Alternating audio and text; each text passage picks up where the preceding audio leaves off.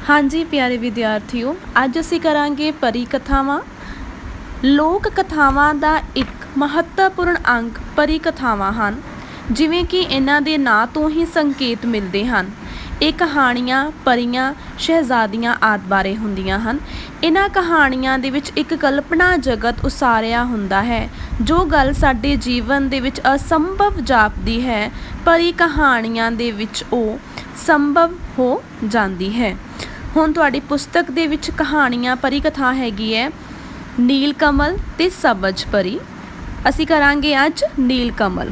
नील कमल पहला पॉइंट है सुदागर दा व्यापार लई दूसरे देश जाना। जिवें कि इस कथा दे विच हैगा कि सुदागर ते उहदी पत्नी रहिंदे ने एक शहर दे विच। सुदागर जिहड़ा है व्यापार दा काम करदा है ते व्यापार दे काम करन वास्ते उन्हें दूसरे देश दे विच जाना है। ते उहदी पत्नी जिहड़ी उहनूं कहंदी है कि जेकर तुसीं जा रहे हो ते जेकर तुहानूं कुछ हो गया, ठीक है, ते मैनूं तुहाडा हाल चाल मैनूं किद्दां पता चलेगा। अगे है सुदागर वालों अपनी पत्नी नूं एक छुरी देना। ते उहदा पति की करदा है, सुदागर की करदा है, पत्नी नूं एक छुरी दे दिंदा है ते उहनूं कहंदा है कि जेकर ये चमकदी रहेगी तो समझ लेना कि मैं ठीक ठाक हाँ, जेकर ये छुरी का रंग काला पै गया तो समझ लेना कि मैं बीमार हाँ, जे इस छुरी दा उत्ते लहू दियां बूंदां सिम आवन तो समझ लेना कि मैं मर गया हाँ। अगे है सुदागर दी पत्नी दे वालों सुदागर नूं नील कमल देना।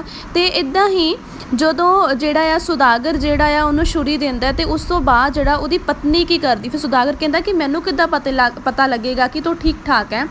तो उहदी पत्नी जिहड़ी है बाग दे विच जांदी है, उत्थे जाके नील जिहड़ा आ कमल दा फुੱਲ जिहड़ा आ वो ले आंदी है ते कमल दा फुੱਲ जिहड़ा आ अपने पति नूं दिंदी है।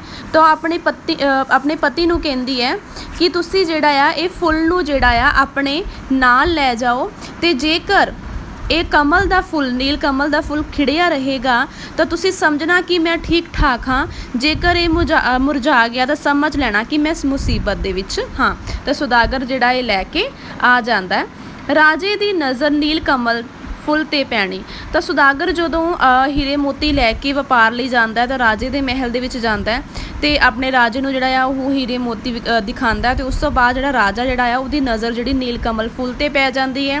तो सुदागर जिहड़ा अपनी पत्नी दे बारे ठीक है दसदा उन्हों ते राजा सोचदा है कि इहदी पत्नी जिहड़ी है वो किन्नी सुंदरता वाली होवेगी कि जिहड़ा कमल दा फुੱਲ जिहड़ा आ हजे तक भी जिहड़ा खिड़िया होया है। तो राजा की करदा है वो नील जिहड़ी है दी सुदागर दी पत्नी जिहड़ी है उन्हों जिहड़ा आ अपने महल दे विच बुलाउणा चाहता है, पर बुलाउण वास्ते वो वजीर नूं कहंदा ते वजीर ते राजा जिहड़ा मिल के कोई चाल जिहड़ी वो खेडदे ने।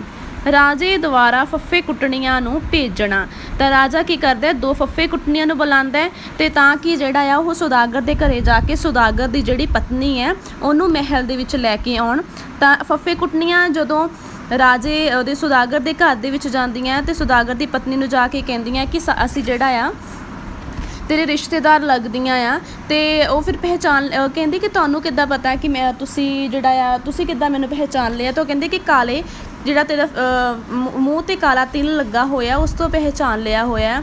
पर ਉਹਨੂੰ समझ आ जाती सुदागर की पत्नी नूं कि औरतां जिहड़ियां ने ये झूठियां ने। ते उन्होंने अंदर बुला के तो उन्होंने कहंदी कि चलो ठीक है तुसीं आराम करो मैं तुहाडे नाल चलदी हाँ। ते साग दे नाल रोटी खवांदी है ते विच भंग जिहड़ी पा दिंदी है। फिर उस तो बाद उन्होंने भंग खवांदी रहिंदी है ते वो बेहोश हो के सारी जिहड़ी सच्चाई जिहड़ी है वो बयान कर दिंदी ते सुदागर दी पत्नी नूं पता चल जाता है। फिर उस तो बाद अगे है दो ठग्गां दा सुदागर घर जाना। राजे नूं लगदा है कि जिहड़ा फफ्फे कुटनियां अपना काम नहीं कर पाईयां ते वो दो ठग्गां नूं बुला के सुदागर दे घर भेजदियां ने। फिर इसे तरह जिहड़ा आ ठग जाके कहंदे ने कि तुहाडा पति जिहड़ा आ सुदागर वो बीमार हैगा, तुहानूं बुला रिहा, वो इत्थे नहीं आ सकदा। ते पर जिहड़ा सुदागर दी जिहड़ी पत्नी है उन्होंने पता हुंदा है ते वो की करदी है उन्होंने बुला लैंदी है, कहंदी कि तुसीं अंदर आओ चाह पानी पीओ मैं तैयार हुन्नी हाँ फिर चलदी हाँ। फिर इस तरह वो ठग्गां नूं भी जिहड़ा भंग दे पकौड़े जिहड़ा आ वो खवाने शुरू कर दिंदी, उन्होंने अंदर बंद करके रख दिंदी है। अगे है राजे अते वजीर दा सुदागर दे घर जाना। ते दोनों जाने जिहड़ा आ सुदागर दे घरे जांदे ने ते जिहड़ा दरवाजे दे उत्ते जिहड़ा आ ओह सुदागर दी पत्नी खड़ी हुंदी है, पर उन्हें भेस जिहड़ा बदला लैंदी है, अपना दासी बन जाती है। तो राजा ते वजीर जिहड़ा आ जो ਦਾਸੀਆਂ ਤਿੰਨੋਂ ਹੀ ਭੇਸ ਬਦਲ ਕੇ ਆਉਂਦੀਆਂ ਤੇ ਉਹਨੂੰ ਕਹਿੰਦੇ ਨੇ ਕਿ ਜਿਹੜਾ ਸਾਨੂੰ ਸੁਦਾਗਰ ਦੀ ਜਿਹੜੀ ਪਤਨੀ ਹੈ ਉਹ ਤੁਸੀਂ ਸਾਨੂੰ ਕਿਸੇ ਨਾ ਕਿਸੇ ਤਰੀਕੇ ਜਿਹੜਾ ਮਹਿਲ ਦੇ ਵਿੱਚ ਲੈ ਆਓ। ਤੇ ਉਸ ਤੋਂ ਬਾਅਦ ਜਿਹੜੀ ਹੈ ਜੋ ਦਾਸੀ ਬਣੀ ਹੋਈ ਹੈ ਸੁਦਾਗਰ ਦੀ ਪਤਨੀ ਉਹ ਚਾਲ ਖੇਡਦੀ ਹੈ ਤੇ ਉਹ ਰਾਜੇ ਨੂੰ ਕਹਿੰਦੀ ਹੈ ਕਿ ਡੋਲਾ ਲੈ ਕੇ ਆ। ਤੇ ਡੋਲਾ ਜਿਹੜਾ ਆ ਉਹਦੇ ਵਿੱਚ ਜਦੋਂ ਇਹ ਅਸੀਂ ਚਾਰੋਂ ਜਾਣੀਆਂ ਬੈਠਾਂਗੀਆਂ ਤਾਂ ਕੋਈ ਵੀ ਜਿਹੜਾ ਆ ਰੋਕ ਕੇ ਉਹਨੂੰ ਨਹੀਂ ਖੋਲੇਗਾ। ਤੇ ਰਾਜਾ ਇਸ ਤਰ੍ਹਾਂ ਡੋਲਾ ਲੈ ਕੇ ਆਉਂਦਾ ਹੈ ਤੇ ਉਹ ਸਾਰੇ ਜਣੇ ਬਾਹਰ ਚਲੇ ਜਾਂਦੇ ਨੇ। ਫਿਰ ਉਸ ਤੋਂ ਬਾਅਦ ਸੁਦਾਗਰ ਦੀ ਪਤਨੀ ਜਿਹੜੀ ਹੈ ਦੋਨੋਂ ਫੱਫੇ ਕੁੱਟਣੀਆਂ ਤੇ ਠੱਗਾਂ ਨੂੰ ਜਿਹੜਾ ਉਹਦੇ ਵਿੱਚ ਬੰਦ ਕਰਕੇ ਤੇ ਉਹ ਜਿਹੜਾ ਡੋਲਾ ਜਿਹੜਾ ਆ ਉਹ ਚੱਕਣ ਲਈ ਕਹਿ ਦਿੰਦੀ ਹੈ ਤੇ ਜਿਹੜਾ ਡੋਲਾ ਜਿਹੜਾ ਆ ਰਾਜੇ ਦੇ ਮਹਿਲ ਵੱਲ ਨੂੰ ਚਲਾ ਜਾਂਦਾ ਹੈ।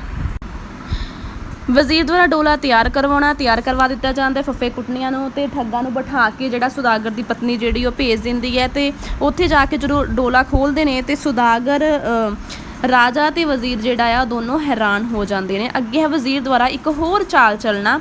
ਵਜ਼ੀਰ ਦੇ ਦੁਆਰਾ ਜਿਹੜਾ ਇੱਕ ਹੋਰ ਜਿਹੜੀ ਚਾਲ ਚੱਲੀ ਜਾਂਦੀ ਹੈ ਕਿ ਉਹ ਕੀ ਕਰਦੇ ਨੇ ਸੁਦਾਗਰ ਨੂੰ ਬੁਲਾਉਂਦੇ ਨੇ। ਸੁਦਾਗਰ ਨੂੰ ਰਾਜਾ ਕਹਿੰਦਾ ਕਿ ਮੈਂ ਤੇਰੇ ਤੋਂ ਬਹੁਤ ਖੁਸ਼ ਹਾਂ ਤੇ ਮੈਂ ਤੈਨੂੰ ਆਪਣਾ ਰਾਜ ਭਾਗ ਜਿਹੜਾ ਇੱਕ ਜਿਹੜਾ ਆ ਉਹ ਦੇਣਾ ਚਾਹੁੰਦਾ ਆ ਕਿ ਤੂੰ ਜਿਹੜਾ ਇੱਥੇ ਹੀ ਸਾਡੇ ਮਹਿਲ ਦੇ ਵਿੱਚ ਜਿਹੜਾ ਆ ਇੱਥੇ ਹੀ ਰਹਿ ਤੇ ਜਿਹੜਾ ਆ ਤੇ ਤੈਨੂੰ ਜਿਹੜਾ ਇੱਕ ਰਾਜਧਾਨੀ ਜਿਹੜੀ ਅਸੀਂ ਦੇ ਦੇਵਾਂਗੇ ਤੇ ਤੂੰ ਤੇ ਆਪਣੀ ਪਤਨੀ ਨੂੰ ਇੱਥੇ ਲੈ ਕੇ ਆ ਜਾ। ਸੁਦਾਗਰ ਦੁਆਰਾ ਆਪਣੀ ਪਤਨੀ ਨੂੰ ਮਹਿਲ ਦੇ ਵਿੱਚ ਲੈ ਕੇ ਆਉਣਾ। ਸੁਦਾਗਰ ਜਿਹੜਾ ਜਾ ਕੇ ਸਾਰੀ ਗੱਲ ਆਪਣੀ ਪਤਨੀ ਨੂੰ ਦੱਸਦਾ ਤੇ ਉਹਨੂੰ ਨਾਲ ਚੱਲਣ ਵਾਸਤੇ ਕਹਿੰਦਾ। ਪਰ ਸੁਦਾਗਰ ਦੀ ਪਤਨੀ ਨੂੰ ਜਿਹੜਾ ਆ ਸਾਰੀ ਕਹਾਣੀ ਜਿਹੜੀ ਆ ਰਾਜ ਦੀ ਚਾਲ ਜਿਹੜੀ ਉਹ ਪਤਾ ਹੁੰਦੀ ਹੈ ਤਾਂ ਜਿਹੜਾ ਉਹ ਉਹਦੇ ਨਾਲ ਚਲੀ ਜਾਂਦੀ ਹੈ ਰਹਿਣ ਦੇ ਲਈ।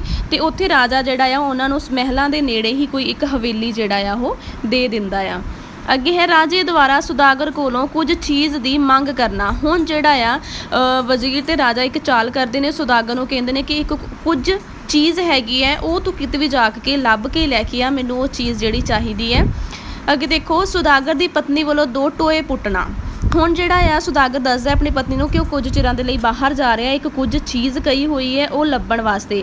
ਪਰ ਜਿਹੜਾ ਸੁਦਾਗਰ ਦੀ ਪਤਨੀ ਨੂੰ ਪਤਾ ਹੁੰਦਾ ਕਿ ਜਿਹੜਾ ਆ ਉਹ ਰਾਜਾ ਹੀ ਜਿਹੜਾ ਉਹਨੂੰ ਬਾਹਰ ਭੇਜ ਰਿਹਾ ਤੇ ਉਸ ਦੇ ਜਾਣ ਤੋਂ ਬਾਅਦ ਜਿਹੜਾ ਆ ਸੁਦਾਗਰ ਦੀ ਪਤਨੀ ਨੂੰ ਕਹਿੰਦੀ ਹੈ ਕਿ ਮੈਨੂੰ ਕੁਝ ਚੀਜ਼ ਦਾ ਪਤਾ ਹੈਗਾ, ਤੁਹਾਨੂੰ ਕਿਤੇ ਵੀ ਜਾਣ ਦੀ ਕੋਈ ਲੋੜ ਨਹੀਂ ਹੈ, ਸਿਰਫ ਤੁਸੀਂ ਕੀ ਕਰਨਾ ਦਿਨ ਸਮੇਂ ਜਿਹੜਾ ਤੁਸੀਂ ਚਲੇ ਜਾਣਾ ਜੰਗਲਾਂ ਦੇ ਵਿੱਚ ਲੁਕ ਜਾਇਆ, ਪਰ ਰਾਤ ਨੂੰ ਜਿਹੜਾ ਤੁਸੀਂ ਇੱਥੇ ਹੀ ਆ ਕੇ ਸੋ ਜਾਇਓ। ਤੇ ਸੁਦਾਗਰ ਦੀ ਪਤਨੀ 2 ਟੋਏ ਪੁੱਟਦੀ ਹੈ ਜਿਹਦੇ ਇੱਕ ਟੋਏ ਦੇ ਵਿੱਚ ਜਿਹੜਾ ਆ ਉਹ ਗੁੜ ਦਾ ਜਿਹੜਾ ਸ਼ੀਰਾ ਜਿਹੜਾ ਹੈਗਾ ਉਹ ਭਰ ਦਿੰਦੀ ਹੈ ਤੇ ਦੂਜੇ ਟੋਏ ਦੇ ਵਿੱਚ ਪੰਛੀਆਂ ਦੇ ਖੰਭ ਤੇ ਰੂੰ ਜਿਹੜਾ ਭਰ ਕੇ ਰੱਖ ਦਿੰਦੀ ਹੈ।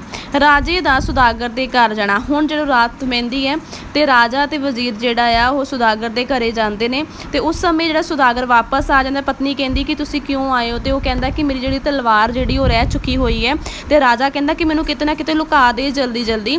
ਤਾਂ ਉਹ ਉਹਨੂੰ ਕੀ ਕਰਦੀ ਹੈ ਗੁੜ ਵਾਲੇ ਸ਼ੀਰੇ ਵਿੱਚ ਸੁੱਟ ਦਿੰਦੀ ਹੈ ਰਾਜੇ ਨੂੰ। ਫਿਰ ਉਸ ਤੋਂ ਬਾਅਦ ਜਿਹੜਾ ਉੱਥੋਂ ਉਹਦੇ ਸ਼ੀਰਾ ਜਿਹੜਾ ਸਾਰੇ ਸਰੀਰ ਤੇ ਚੰਬੜ ਜਾਂਦਾ ਹੈ ਤੇ ਉਹ ਵਾਪਸ ਜਿਹੜਾ ਆ ਪੰਛੀਆਂ ਦਾ ਜਿਹੜਾ ਖੰਭ ਜਿਹੜਾ ਸੀ ਟੋਏ ਉਹਦੇ ਵਿੱਚ ਪੈ ਜਾਂਦਾ ਆ। ਤੇ ਉਸ ਤੋਂ ਬਾਅਦ ਜਦੋਂ ਸੁਦਾਗਰ ਅੰਦਰ ਆਉਂਦਾ ਹੈ ਤਾਂ ਉਹਦੀ ਪਤਨੀ ਕਹਿੰਦੀ ਹੈ ਕਿ ਜਿਹੜਾ ਤੁਸੀਂ ਕੁਝ ਲੱਭਣ ਗਏ ਸੀ ਉਹ ਕੁਝ ਜਿਹੜਾ ਮੈਨੂੰ ਲੱਭ ਚੁੱਕਿਆ ਹੋਇਆ। ਤੇ ਉਹ ਕੀ ਕਰਦੀ ਹੈ ਰਾਜੇ ਅਤੇ ਵਜ਼ੀਰ ਦੁਆਰਾ ਸੁਦਾਗਰ ਦੀ ਪਤਨੀ ਤੋਂ ਤੋਬਾ ਕਰਨੀ। ਫਿਰ ਉਸ ਤੋਂ ਬਾਅਦ ਕੀ ਕੀਤਾ ਜਾਂਦਾ ਕੁਝ ਜਿਹੜਾ ਆ ਉਹ ਰਾਤ ਨੂੰ ਜਦੋਂ ਲੈ ਕੇ ਉਹ ਆਉਂਦਾ ਤਾਂ ਵਜ਼ੀਰ ਫਿਰ ਜਿਹੜਾ ਆ ਰਾਜੇ ਨੂੰ ਪਹਿਚਾਣ ਲੈਂਦਾ। ਫਿਰ ਉਸ ਤੋਂ ਬਾਅਦ ਜਿਹੜਾ ਆ ਅਗਲੀ ਸਵੇਰ ਜਿਹੜਾ ਸੁਦਾਗਰ ਰਾਜੇ ਦੇ ਕੋਲ ਆਉਂਦਾ ਤੇ ਉਹਨੂੰ ਕਹਿੰਦਾ ਕਿ ਮੈਂ ਕੁਝ ਲੱਭ ਲਿਆ ਹੋਇਆ। ਤੇ ਫਿਰ ਉਸ ਤੋਂ ਬਾਅਦ ਜਿਹੜਾ ਰਾਜਾ ਜਿਹੜਾ ਆ ਉਹ ਬੋਲਦਾ ਕੁਛ ਨਹੀਂ ਹੈ। ਤੇ ਫਿਰ ਉਸ ਤੋਂ ਬਾਅਦ ਸੁਦਾਗਰ ਉਹਨੂੰ ਕਹਿੰਦਾ ਰਾਜੇ ਤੇ ਵਜ਼ੀਰ ਨੂੰ ਕਿ ਤੁਸੀਂ ਜਿਹੜਾ ਸਾਡੇ ਘਰ ਇੱਕ ਵਾਰੀ ਜ਼ਰੂਰ ਚਰਨ ਪਾਓ। ਤੇ ਉਸ ਸਮੇਂ ਜਿਹੜਾ ਵਜ਼ੀਰ ਜਿਹੜਾ ਆ ਉਹ ਕਹਿੰਦਾ ਕਿ ਨਹੀਂ, ਕਿ ਰਾਜਾ ਜਿਹੜਾ ਆ ਹੁਣ ਕਿਸੇ ਦੇ ਵੀ ਘਰ ਜਿਹੜਾ ਆ ਉਹ ਨਹੀਂ ਜਾਏਗਾ, ਉਹਨੇ ਤੌਬਾ ਕੀਤੀ ਹੋਈ। ਇਸ ਤਰ੍ਹਾਂ ਜਿਹੜਾ ਆ ਰਾਜੇ ਤੇ ਵਜ਼ੀਰ ਨੇ ਜਿਹੜਾ ਆ ਸੁਦਾਗਰ ਦੀ ਪਤਨੀ ਤੋਂ ਤੌਬਾ ਕਰ ਲਈ ਸੀ। ਹੁਣ ਇੱਦਾਂ ਹੀ ਤੁਸੀਂ ਪੁਆਇੰਟਸ ਨੂੰ ਨੋਟ ਕਰ ਲਿਓ। ਜਿਵੇਂ ਮੈਂ ਹਰ ਇੱਕ ਪੁਆਇੰਟਸ ਦੇ ਅੱਗੇ ਕਹਾਣੀ ਨੂੰ ਜਿਹੜਾ ਕਥਾ ਨੂੰ ਉਹਦੀ ਵਿਆਖਿਆ ਕੀਤੀ ਹੋਈ ਹੈ ਤੁਸੀਂ ਇੱਦਾਂ ਹੀ ਕਰਨਾ।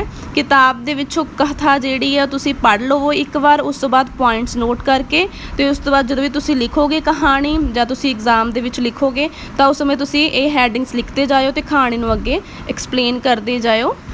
ਤੇ ਇਸ ਕਰਕੇ ਜਿਹੜਾ ਇੱਕ ਨੰਬਰ ਦੇ ਪ੍ਰਸ਼ਨ ਵੀ ਜਿਹੜਾ ਆ ਇਹਦੇ ਵਿੱਚੋਂ ਨਿਕਲ ਜਾਣਗੇ, ਉਹ ਤੁਸੀਂ ਨਾਲ ਦੀ ਨਾਲ ਜਿਹੜਾ ਆ ਉਹ ਤੁਸੀਂ ਕਰ ਸਕਦੇ ਹੋ।